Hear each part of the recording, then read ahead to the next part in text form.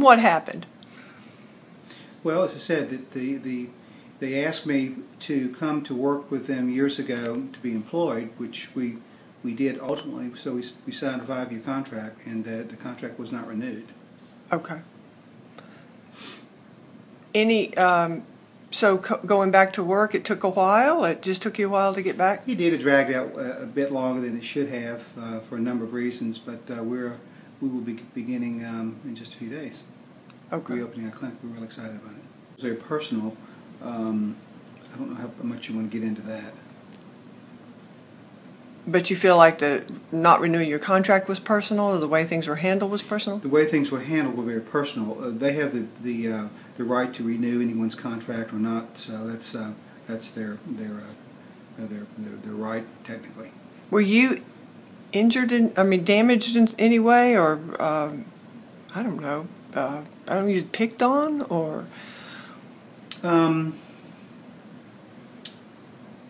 I don't think I would use those words. I think that there were, number one, we worked very hard for the hospital and saw many patients, and it was a profitable process as far as the hospital is concerned financially.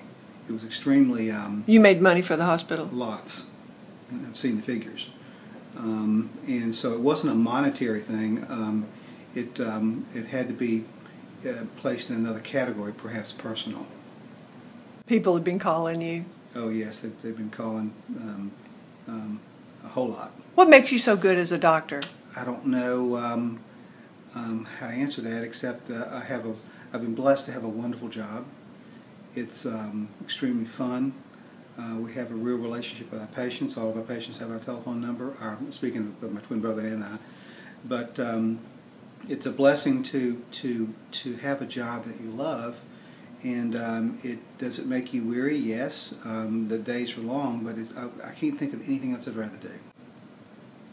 And I'm sure I'll say this Monday, but I just appreciate the overwhelming support and fortitude of our patients that has been demonstrated, obviously, on social media and in other venues. It's extremely gratifying, and it's still very, very active, and it's very rewarding, and we really appreciate it. It wasn't just your patients. There were doctors that came before the Board of Supervisors and professional people that came down to support you. Were you aware of that?